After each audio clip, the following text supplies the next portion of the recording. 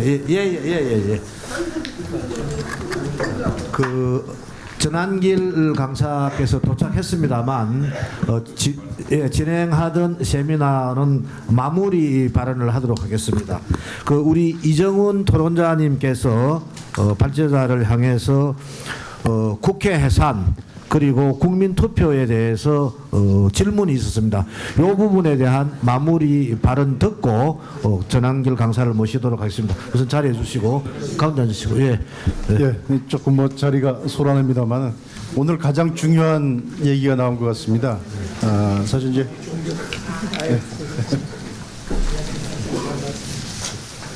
국민투표와 관련해서 지난 대선 전에 사실 저는 이 국민투표를 적극적으로 활용할 필요가 있다. 그때도 이제 그 여소 야대였는데요. 엄청난 그 여대였죠.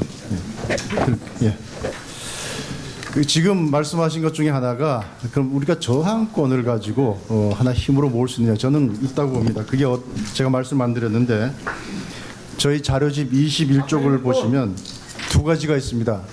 하나는 국회의원에 대한 그 국민 소환제가 있고 또 하나는 국회의원 사선 제한제입니다. 우리가 지금 우리 정치 지형이 양쪽으로 나뉘어졌죠. 그런데 국민들의 80% 가까이가 동의하는 게 있습니다. 그게 뭐냐면 국회의원들도 임기 중에 대통령 탄핵처럼 잘못하면 소환할 수 있어야 된다. 거기에 대해서 79%가 동의하고 있습니다. 좌와 우가 없습니다. 진보. 박수 부탁드리겠습니다. 시간 관계상 특별한 절차 없이 바로 우리 전한길 강사님을 모시도록 하겠습니다. 예, 발언 부탁드리겠습니다. 네. 네네, 마이크 들고 하겠습니다. 예, 반갑습니다. 전한길입니다. 예.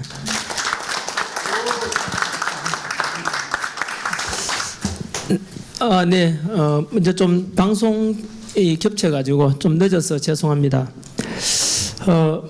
먼저 오늘 와 보니까 사실 국회 국민 저항권이라는 좀 어떻게 보면 굉장히 무거운 그런 주제를 가지고 이 자리에 마이크를 들게 됐는데요.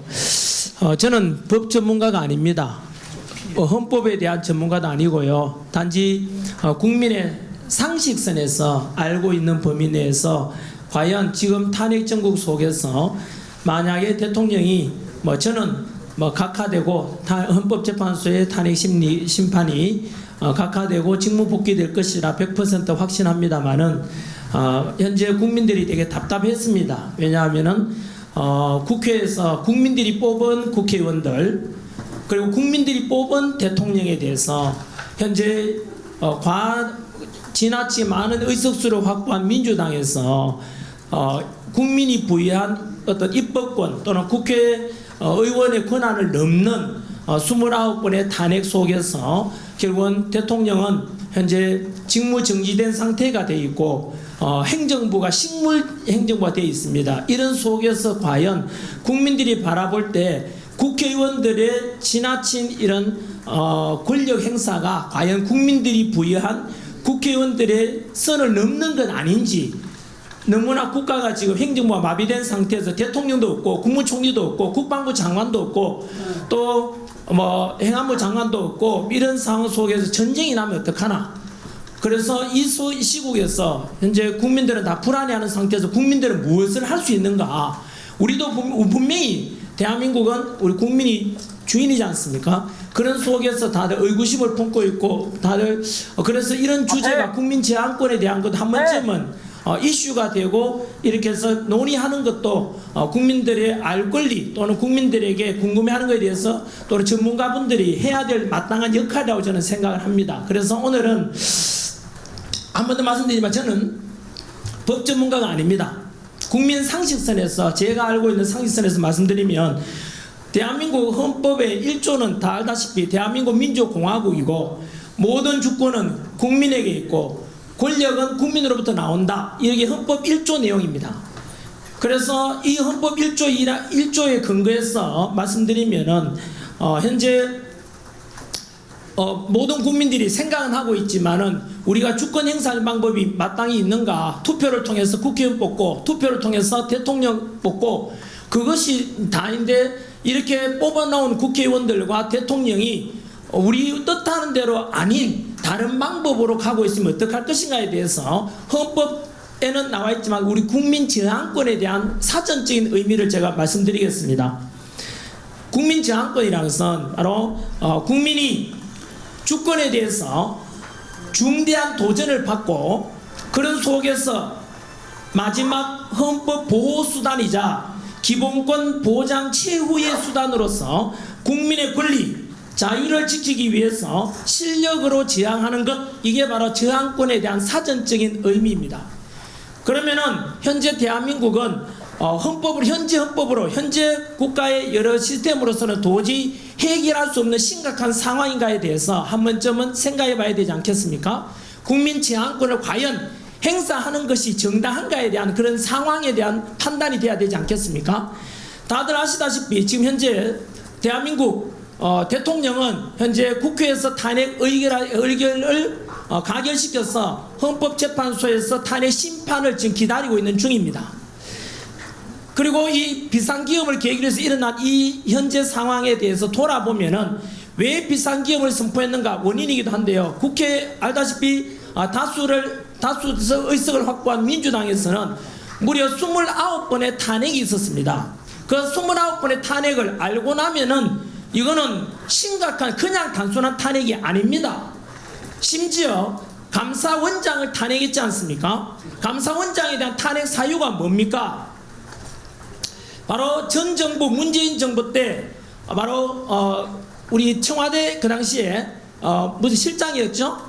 실장인데 정의용 실장에 대해서 안보실장이었죠. 그 중국에다가 우리나라 1급 군사 비밀인 사드 배치에 대한 정보를 중국에다가 넘겨준 것에 대한 의혹을 있어가지고 감사원에서 감찰을 하려고 하는데 그것을 막은 게 바로 민주당입니다. 그게 탄핵 사유입니다. 과연 이게 국민들에 하여금 민주당의 부여한 또는 입법부의 부여한 권한이 맞는지, 그로 인해서 감사원은 지금 중단되어 있는 상태 아닙니까? 두 번째, 바로 검사에 대한 탄핵입니다. 쉽게 말하면 이재명 범죄에 대해서 검사가 그 범죄 혐의를 수사하려고 하니까 검사를 탄핵시켰습니다. 이것은 국민들이 부여한 권한에 정면으로 위배될 겁니다. 어떻게 범죄자를 수사하고자 하는 검찰을 탄핵한다는 것은 도저히 있을 수 없습니다. 뿐만 아니고 법무부 장관에 대한 탄핵 사유는 바로 이재명을 째려봤다고 해서 탄핵시켰습니다. 이거는 초등학생이 들어도 웃을 만한 일이고 이거는 도저히 납득이 되지 않는 그런 탄핵 사유일 겁니다. 그로 인해서 행정부는 현재 국가 시스템이 마비되어 있다고 말해도 과언이 아닙니다. 덧붙여서 다들 아시다시피 대통령에 대한 예산, 바로 특활비에 대해서 80억 정도 되는 특활비를 민주당에서는 예산을 빵원으로 만들었습니다. 그 말은 결국은 대통령으로 하여금 직무를 그만하라는 뜻입니다. 이것은 국민이 뽑은 대통령이자 또 국민이 뽑은 행정부 수반에 대한 정면 도전이라고 봐야 됩니다. 쉽게 말하면 대통령 하지 말라는 뜻입니다. 이것을 바라보고 있는 국민들은 심정이 어떻겠습니까? 뿐만 아니고 비상기업 계기로 해서 대통령에 대한 탄핵 소추를 의결했지 않습니까? 그게 가장 큰 원인이 바로 내란 혐의고 비상기업은 곧 내란이다, 이렇게 등식을 성립시켜서 국민들에게 선동했지 않습니까? 하지만 비상기업은 내란이 아닙니다. 지금도 여전히 언론에서 민주당에서는 내란 수계, 내란 우두머리라고 해서 윤석열 대통령에 대해서 덮어씌우고 있지만 그거 거짓말입니다. 왜냐하면 비상기업은 헌법 77조에 보장된 대통령의 고유 권한입니다. 그러면 과연 비상기업이 곧 내란이 되려면은 바로 내란이 될 수 있는 이유가 있어야 되지 않겠습니까? 그 이유로서 지금까지 우리한테 민주당이 우리가 또는 알고 있는 상황은 바로 대통령이 비상기업을 선포했고 국회의사당에서 의원들이 비상기업 해제를 못하도록 의정을 막았고 국헌을 문란시켰다라고 핑계를 그 이유를 댔지 않습니까? 그래서 내란이다라고 했지만 이미 드러났지 않습니까? 뭐냐면 바로 그 내란 그 혐의로 덮어씌우기 위해서 국회의원들이 비상기업 해지를 못하도록 의결 못하도록 국회를 끌어내라라고 했다라고 했는데 그것이 조작됐다니 드러났지 않습니까? 바로 특전사령관 곽종건 특전사령관을 김병주 민주당 의원 그리고 부성찬 그리고 박범계 민주당 의원이 미리 불러가지고 리허설 됐다고 이미 다 정언이 나왔습니다. 그리고 곽종건 스스로 이미 음성 녹음도 이미 밝혀졌지 않습니까? 야, 저쪽에서 자꾸 내란을 덮으시려고 한다. 어떡하겠냐 해서 결국은 회유됐다는 것이 지금 뭐 이미 우리 헌법재판소에서 심리 과정에도 드러난 겁니다. 제가 새로운 거 주장한다면 민주당이 저를 고발하겠지만 이미 드러난 거를 제가 한 번 더 확인해 드리는 겁니다. 그리고 대통령이 바로 명을 내렸다고 또 거짓말한 게 바로 체포 명단 파악했지 않습니까? 체포 명단 그거 역시 국정원 차장 홍장원이 받았다는 그 메모도 바로 민주당의 박선원 의원에 의해서 그 감정평가했는데 감정평가가 뭐라죠? 자피평가 그거 역시 마찬가지로 그 역시 조작됐다고 지금 드러나고 있지 않습니까? 앞으로 그 수사가 진행돼야 될 상황이면서 여하튼 그러면 대통령에 대해서 비상기업은 내란이라고 했지만 그 내란이 아니라는 게 드러난 겁니다. 그런데 이 사실을 민주당도 진작보다 알았습니다. 어떻게 알았냐면은 현직 대통령에 대한 탄핵 소추에 대한 이유는 두 가지밖에 없습니다. 외환 아니면 내란입니다. 근데 내란 혐의가 아무래도 지금 드러났다시피 조작됐지 않습니까? 민주당에 의해서 이거 엄청난 범죄입니다. 이거는 국헌문란입니다.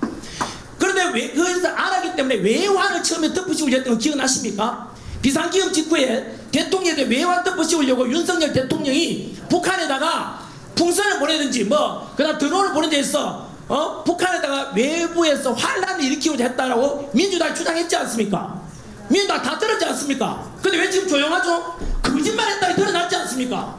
외환죄 어쨌든 거짓말로 드러났죠? 내란 혐의도 지금 거짓말로 드러나고 있고 그것을 지난주에 주장만 아니고 바로 지난주에 있었던 3월 7일 금요일날 바로 현재 구치소에 구속되어 있던 윤석열 대통령에 대해서 바로 즉시 석방하라라는 서울중앙지법의 지기현 판사의 판결문에 보시면 뭐라고 나와있는지 아십니까? 석방 사유 민주당에서부터 거짓말하고 있죠. 뭐라고 했냐면은 그 석방 사유는 구속 기간에 대해서 날짜로 하느냐 시간으로 하느냐에 대해서 오차 때문에 단지 구속 사유가 없었을 뿐인데 그래서 곧 진행될 대통령의 헌법재판소의 탄핵 심판에 영향을 미치지 않는다라고 이야기했지만 그렇지 않습니다.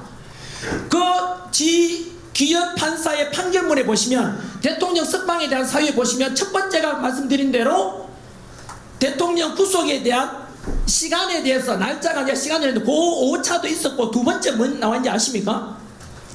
대통령에 대해서 체포와 구속을 주도하는 게 공수처입니다. 그 공수처에서 불법으로 수사했고 체포했고 구속했다라고 그게 나와 있습니다. 따라서 지기현 판사의 판결문에 의하면 대통령의 모든 체포와 구속도 결국은 불법이었다는 뜻입니다. 그리고 고민은 또 뭐 나오는지 아십니까? 세 번째 석방 사유에 보시면은 바로 내란죄에 대해서 불분명하다고 분명히 나와 있습니다.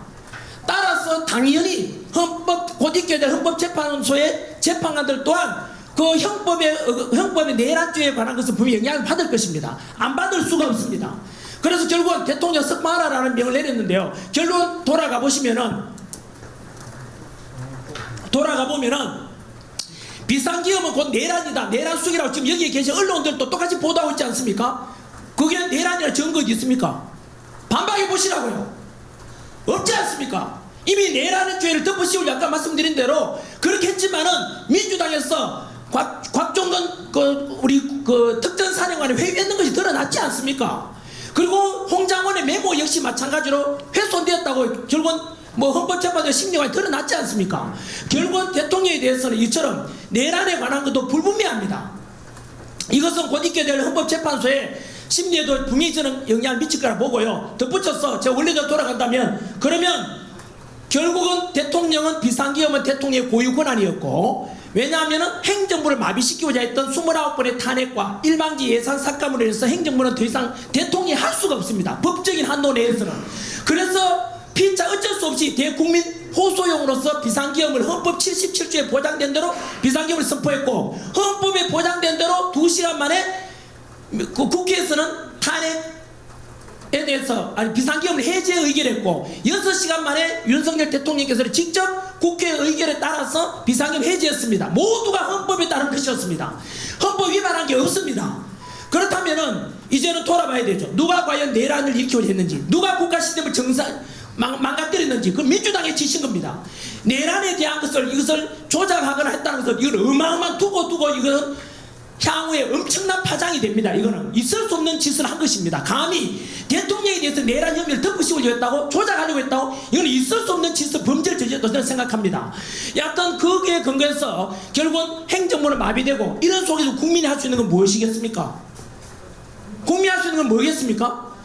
국회의원에게 부여한 우리의 권한을 넘어서 지금 행정부를 마비시켰지 않습니까? 현재 국회의원들 우리가 소환할 수 있는 소환제도 없지 않습니까? 그럼 할 수 있는 게 뭐겠습니까? 결국은 국민의 저항권밖에 없다고 저는 생각합니다. 여러분 박수. 아까 말씀드린 대로 이 국민 저항권은 좀 듣기에는 공포감을 주지만은 이것은 바로 현재 국회에서 했던, 금방 말씀드린 그런 사례들을 들어볼 때 우리는 민주공화국의 주인은 국민입니다. 우리가 주인입니다. 국민이. 우리 국민이 할 수 있는 권한 행사해야 대한 정당한 권리 행사입니다. 그래서 마지막 우리의 자유를 보장받고자, 마지막 우리 기본권을 보장받고자 저는 저항할 수 있다고 저는 생각을 합니다. 그래서 어쨌든 이것은 이제 곧 있게 될 헌법재판소의 재판 심리 결정에 따라서 좀 달라질 수 있지 않겠습니까? 그래서 지난주에 있었던 서울중앙지법의 지기현 판사의 분명한 대통령 석방에 대한 결정문에 나와 있듯이 이 첫 번째는 공수처에서 이루어졌던 그 수사 자체가 내란 수사권이 없지 않습니까? 내란 수사권이 없는 공수처가 왜 수사를 했느냐, 그 자체가 무효라는 뜻입니다. 체포도 무효고 따라서 구속도 무효라는 뜻입니다. 그리고 덧붙여서 그 다음에 내란죄에 관한 것도 불분명하다고 분명히 지기현 판사가 판결을 내려 있습니다. 판결이 아니라 결정, 명령한 것이죠. 그래서 그 결정에 대해서 한 번 더 생각해 보시기 바라고요. 그리고 덧붙여서 저는 선관위에 대한 것도 국민들이 저항권이나 또는 이거는 어떤 저항권이든 아니면은 국회 해산할 수도 있는 사유가 된다고 저는 생각합니다. 어제 우리 윤상현 의원께서도 국회 해산에 관한 이야기를 처음으로 공론화시켰던데요. 한번 들어보십시오. 현재 선관위에 있었던 모든 부정과 비리들 전 국민들이 현재 공로하고 있는 일입니다. 공분하고 있습니다. 무려 감사원에서 감사 결과 878건의 비리가 나타났다는 것 상상을 초월합니다. 그리고 그 감사원에서 비리를 조사했는데 선관위에 답변하기를 선관위는 가족회사이다. 그리고 따라서 친인척 채용은 너무나 당연한 것이다 라고 말했습니다. 이게 있을 수 있는 표현입니까? 분명히 선관위라는 것은 우리 헌법에 보장된 기관이면서 덧붙여 거기에 소속된 사람들은 국민들의 공무원입니다. 국민들이 내 세금을 운영한단 말입니다. 그런데 어떻게 우리 가족회사를 말 수 있습니까? 이거는 국민들의 권리를 완전히 박탈하는 선관위의 존재 자체를 그거는 부정하는 저는 발언이라 생각하고, 두 번째, 감사원에서 선관위의 그런 많은 문제에 대해서 지적했는데 헌법재판소에서 권한쟁의 심판 내리기를 독립기관인 선관위에 대해서 감사원이 감사를 하는 것은 감찰하면 잘못되었다 하면 안 된다고 했습니다. 있을 수 없는 일입니다. 어떻게 도둑놈 집단인 선관위에 대해서 내부적으로 감찰하라고 해결이 됩니까? 이게 해결될 수 있는 일입니까? 그러면 선관위는 외부의 어느 누구로부터 감사받지 않고 국민으로부터 감시받지 않는다면 그거는 우리의 저는 민주주의에 대한 도전이라고 저는 봅니다. 헌법을 위반했다고도 생각이 듭니다. 그래서 더 국민들을 화나게 만든 것은 왜 그러면 헌법재판관들은 그런 재판을 심판을 내렸을까? 바로 한통속입니다. 선관위원들도 판사입니다. 그리고 현재 헌법재판관 중에서 6명이 선관위원장 출신입니다.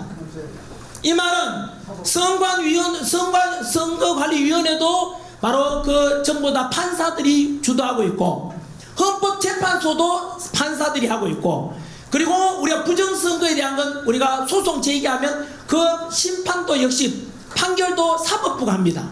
셋 다 판사라 이 뜻입니다. 이것도 마찬가지로 다음에 헌법이 바뀐 다음에 반드시 개정돼야 될 문제입니다. 그래서 결국 선관위도 판사, 헌법재판소도 판사, 국민들이 할 수 있는 권한이 아무것도 없습니다. 지금 국민들이 뭐합니까? 이런 거에 대한 문제도 지적하면서 연장선에서 저는 부정선거에 대한 이야기도 또다시 이야기 안 할 수가 없습니다. 왜냐하면 민주주의에서 국민이 주권을 가지고 그 주권 행사하는 가장 중요한 것이 바로 투표입니다. 그래서 선거에 관한 문제는 우리 주권 행사의 가장 중대한 문제이기 때문에 단 한 건의 부정이 변경이나 비리나 의심을 사서도 안 됩니다. 그럼에도 불구하고 지금까지 했던 부정선거와 그리고 선관위의 아까 말했던 878건의 비리 말고도 선관위가 저질러왔던 일들에 대해서는 그동안 부실한 바로 투표함 관리 그리고 해킹이 위험성이 높은 보안이 너무나 취약한 바로 관리 서버 관리 그런 것에 대해서 윤석열 대통령은 심지어 비상계엄 선포 이유 중에 하나가 바로 이런 선관위에 많은 의혹과 문제가 있는데 감사원의 감사도 안 받는다고 국정원의 조사도 안 받는다고 하지 않습니까? 그리고 선관위에서는 공보관을 통해서 다 받았다지만 거짓말입니다. 분명히 다는 건데 거짓말입니다. 부정선거에 관한 것은 단 한 번도 조사받은 적이 없습니다. 그래서 이 속에서 저는 더 충격적인 통계 자료가 있습니다. 제가 부정선거에 관한 의혹 이런 저만 제시한 게 아닙니다. 이거는 부정선거에 관한 건 한 번도 그 중대성은 금방 말씀드린 대로 국민들이 주권 행사인데 가장 중요한 투표권인데 이 투표권은 우리 80 넘은 할머니, 90 넘은 할머니께서 휠체어 타고 나오셔서 내 한 표를 행사하러 나온 이유가 뭡니까? 내가 행하는 한 표도 도둑맞기 싫은 그 소망 아니겠습니까? 그 주인으로서 행사하는 권리에 행사하는 거 아닙니까? 그것이 절대 훼손돼서 안 될 것입니다. 하지만 그동안 우리 선관위에다가 부정선거에 대한 것을 170여 건 부정선거 의혹에 대해서 우리가 소송을 제기했었고 그중에 150건이 전부 다 패소했습니다. 그러면 선관위에서 말하기를 봐라 전부 다 부정선거를 제기했지만 그 떨어진 사람들이 그냥 핑계 대려고 하는 거 아니냐 쉽게 말하면 다 패소했지 않냐 더 이상 부정선거에 대한 것은 소송 제기하지 말라 하는데 그거 여러분 어떤 일이 내막을 아셔야 됩니다. 그 내막 보시면은 앞으로 이 구조라면 어떤 부정선거 의혹에 관한 것도 우리가 소송 제기하면 100% 패소하게 됩니다. 왜 그런지 아십니까? 부정선거 의혹을 제가 소송 제기하면은 고소하게 되면 피고소인이 선관위원장입니다. 선관위원장이 대법관을 겸직하고 있습니다. 지방선관위원장을 지방판사가 겸직하고 있습니다. 결국 판사가 곧 선관위원장을 겸직한다 이 뜻입니다. 쉽게 말하면 판사는 중간에서 심판을 제대로 판결해 줘야 될 건데 선관위와 한 통속이다 이 뜻입니다. 여러분 제대로 재판이 되겠습니까? 그동안 부정선거 의혹 제기해서 패소하는 사람들 이야기 한번 들어보십시오. 이미 유튜브라는 이런 새로운 미디어를 통해서 드러난 게 너무 많습니다. 저는 오늘 첫 번째 제기하고 싶은 것은 부정선거 이야기만 하면 음모론이라 하죠. 음모론이라고 하는 사람은 무지해서 그렇습니다. 저도 원래도 그랬습니다. 저도 원래는 음모론 아닌가 아까 말씀드린 대로 부정선거 의혹 제기하게 되면은 야 그건 선거에 제가 핑계 대려고 하는 거 아니냐 면피용 아니냐 라고 했지만 실제로 그렇지 않습니다. 너무나 많은 부정선거에 대한 의혹에 관한 것도 너무 많고 그것에 대해서 저는 공론화시켜서 두 번째 서버 관리 너무나 부실합니다. 그리고 세 번째 사전 투표에 관한 게 너무 깜깜입니다. 예를 들어 보십시오. 전환길이가 부정선거 의혹이 있다. 우리 대한민국도 대만처럼 수개표하고 수작업으로 투표하고 수개표하고 수작업으로 집계하자 그랬지 않습니까? 그런데 언론에서는 제 말을 잘라가지고 야 대한민국에 전부 다 수개표하고 다 하는데 왜 그러냐 전자개표 하지 않는데? 라고 하더라고요. 여러분 거짓말입니다. 여러분 우리나라에 선거는 크게 투표 세 종류가 있습니다. 당일 선거 때는 그날은 강당 같은 데 모여가 개표 같이 하지 않습니까? 수작업합니다. 저희 아내도 공무원으로서 가서 거기에 작업 참여하기도 저 다 알고 있습니다. 하지만 거기서는 부정이 잘 일어나기 쉽지 않습니다. 왜? 다 보고 있으니까요. 하지만 집계와 그 다음 이상은 전산으로 진행됩니다. 제가 문제 제기한 것은 뭐냐면은 바로 사전투표입니다. 사전투표 두 종류가 있습니다. 관내 투표와 관외 선거 투표가 있거든요. 관내라는 것은 내가 선거 당일날 여행 가겠다. 그날 내가 부재 중이니까 미리 그 장소에 가서 투표하는 곳에 투표하는 겁니다. 이게 관내 선거고 사전선거. 관외 선거라는 것은 아예 해외에 가 있거나 이럴 때 우편으로 보내는 겁니다. 우편으로 보내는 거 한번 여쭤보겠습니다. 여러분 혹시나 관외 투표하신 분들 요즘 쿠팡이나 물건 하나 사도 내 물건이 배달이 왔는지 아닌지 뭐 카톡 오고 문자 옵니다. 그런데 관외 투표하신 분들 내 투표했는 것이 제대로 선관위에 제대로 갔는지 연락받은 적 있습니까? 그 택배 보낼 때 경찰이 다 참관을 합니까? 안 하잖아요. 전환길이 아니라 전두길, 전삼길, 전사길 투표했다고도 알 수가 있습니까? 그걸? 모르잖아요. 선관위에서는 그런 리가 없다지만 그 아닌 것을 말하는 게 아니라 아닐 수 있다는 것 의혹 제기할 수 있는 거예요. 거기다가 사전투표 이것에 대해서 아마 저는 이건 제 이야기 아닙니다. 저는 이영돈 PD라고 KBS PD 하신 분이 최근에 유튜브 올린 거에 의하면 22대 총선입니다. 불과 작년입니다. 작년 있는 투표에서 무려 사전 투표와 그래서 당일 투표가 있는데, 당일 투표에서는 당선되었는데 사전 투표 때문에 떨어진 사람이 50명. 거꾸로 말하면 당일 투표에서 지고 사전 투표에서 이겨가지고 당선된 사람이 무려 50명이나 됩니다. 그러면 사전 투표에 대해서는 한 번 더 말씀드리겠습니다. 관례를 하든 관외를 하든 간에 당신들이 참관인 속에서 전부 다 참관하면서 확인했습니까? 당일 투표는 화면에 나오지 않습니까? 강당에서 모여서 하니까. 하지만 사전 투표에 대해서는 깜깜이 아닙니까? 자신있게 나 다 확인했다 말할 수 있는 사람 있습니까? 선관위 직원들도 그렇지 못할 겁니다.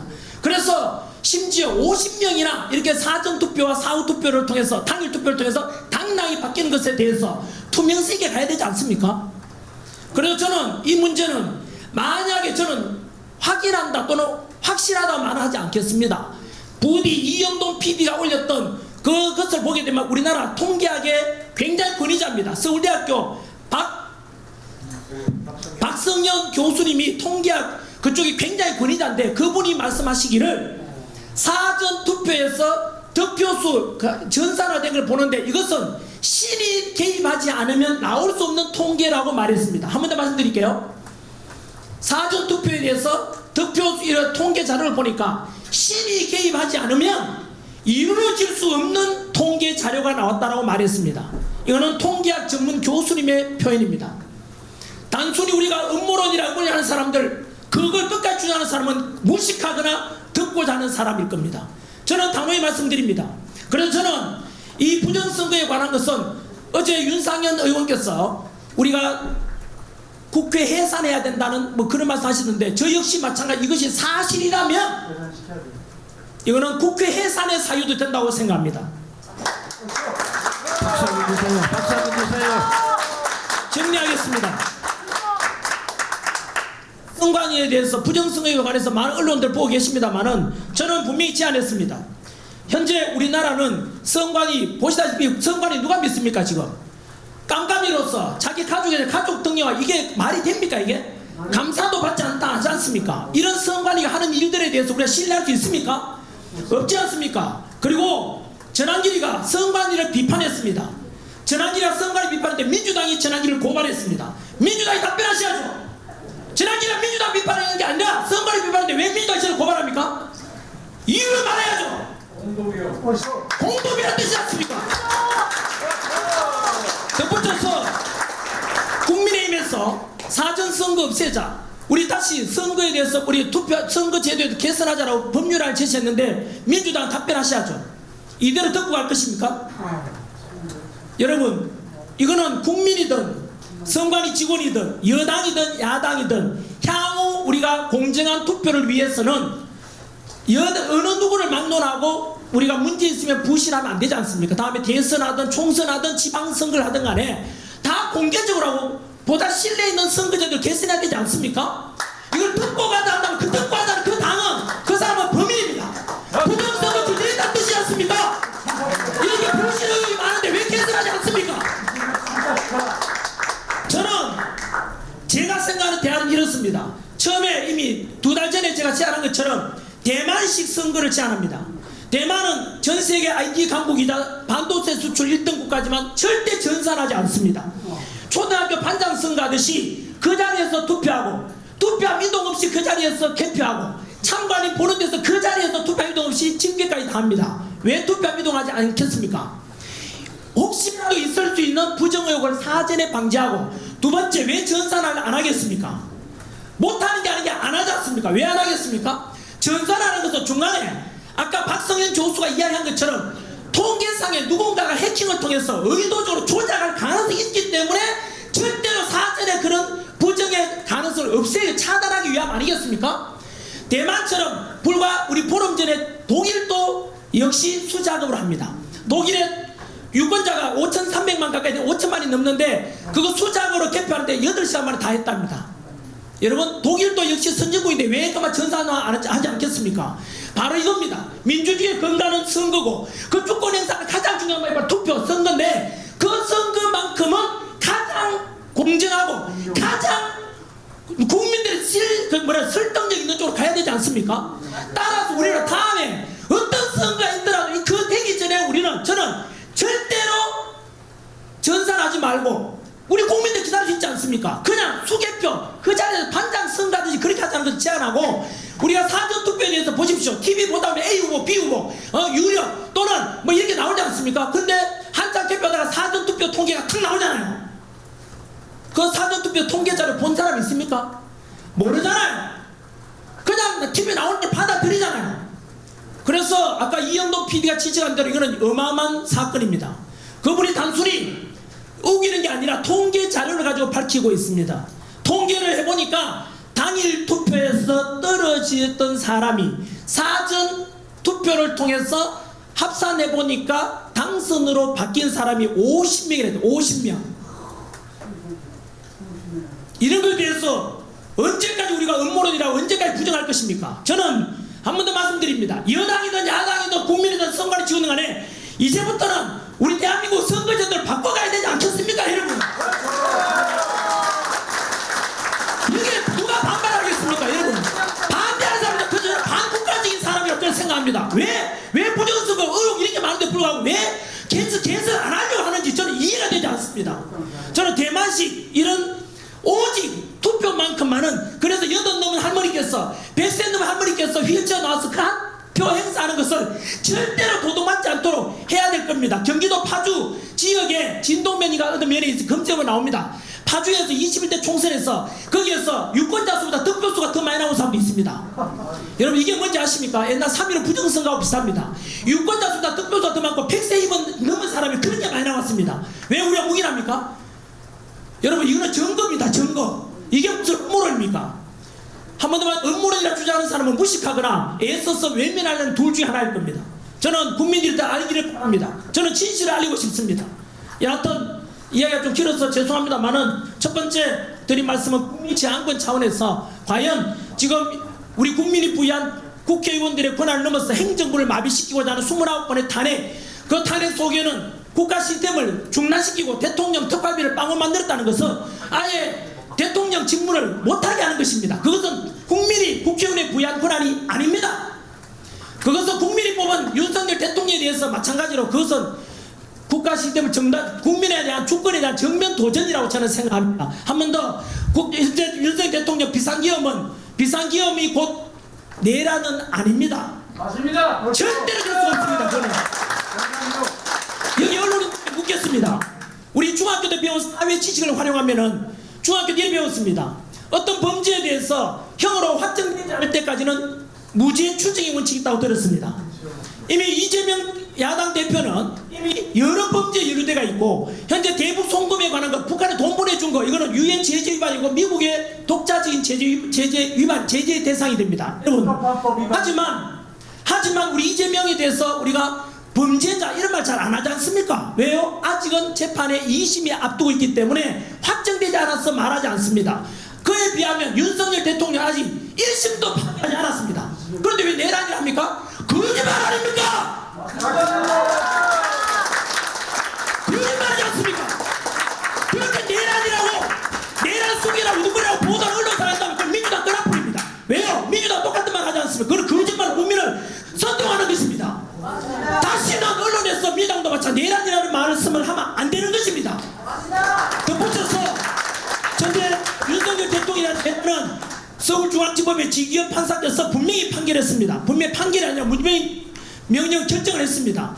이거는 공수처에서 수사권 없는 공수처가 체포하고 영장 그리고 또 우리 구속한 것은 잘못됐다고 이야기했습니다. 내란에 관한 것도 아직 확정되지 않았다고 분명히 이야기했습니다. 반면에 민주당이 윤석열 대통령에 대해서 내란 외환죄를 덮으시고자 했던 그 북한을 동원한 외환죄 덮으시고자 것도 거짓말로 드러났습니다. 또한 내란죄 덮으시고자 하는 것도 아까 말씀드린 대로 민주당 의원들이 곽종건 특전사령관을 이렇게 회유해가지고 역시 말에 이거는 조작됐다라고, 조작될 가능성이 크다고 이미 헌법재판소에서 심리과정에서 나왔고, 또 홍장원 국정원 차장이 메모했는 것도 마찬가지로 박선은의 국회의원 민주당 박선은 의원하고 필적이 비슷하다는 이야기가 이미 많이 나왔습니다. 이런 속에서 윤석열 대통령에서 외란죄 덮으식으로도 거짓으로 끝났고 내란죄 덮으식으로 역시 지금 허구가 드러나고 있는 것입니다. 모든 국민들은 알아가고 있습니다. 이 속에서 정리드리면은 과연 이런 속에서 우리가 국회를 국민 입장에서 우리 주권을 가지고 있는 국민인데 국회의원들이 이렇게 마구잡이로 탄핵하고 그것도 국민 세금을 하지 않습니까? 이런 것을 과연 국민들이 허용을 해야 될지에 대해서 저항권에 대해서 한 번쯤 논의해야 한다고 생각하고 끝으로 선관위에 수많은 부정과 비리가 있고 그리고 바로 통합 선거 임명부도 오픈하자 해도 안 하지 않습니까? 선거도 오픈 안 하지 않습니까? 이런 의혹에 대해서 우리는 부정성에 관해서 단순한 음모론이 아니라 바로 아까 이영돈 PD가 유튜브에 가면 있습니다. 통계 자료를 밝히고 있습니다. 서울대학교 박성현 교수의 통계에 근거하면은 사전 투표에 대해서 통계가 이렇게 나올 가능성은 시내 KBS야만 나올 수 있다고 이야기했습니다.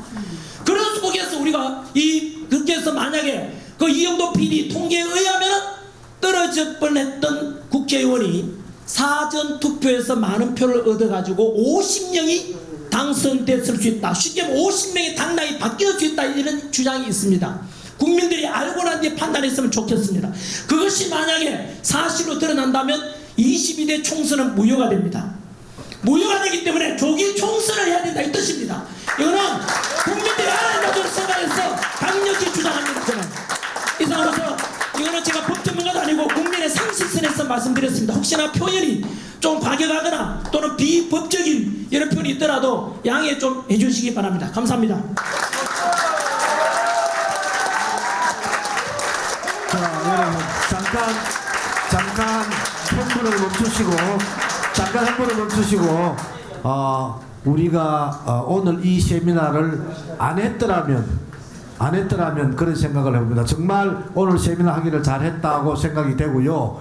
어렵게 모셨으니까 그냥 보내드릴 수 없습니다. 그대로 앉아 계시고 당선객 모두 앞으로 나오셔서 5분 뒤에 서시거나 앞쪽에 앉으셔서 기념 촬영하도록 하겠습니다. 시간은 1분 드리겠습니다. 빨리 나오세요. 빨리 나오세요.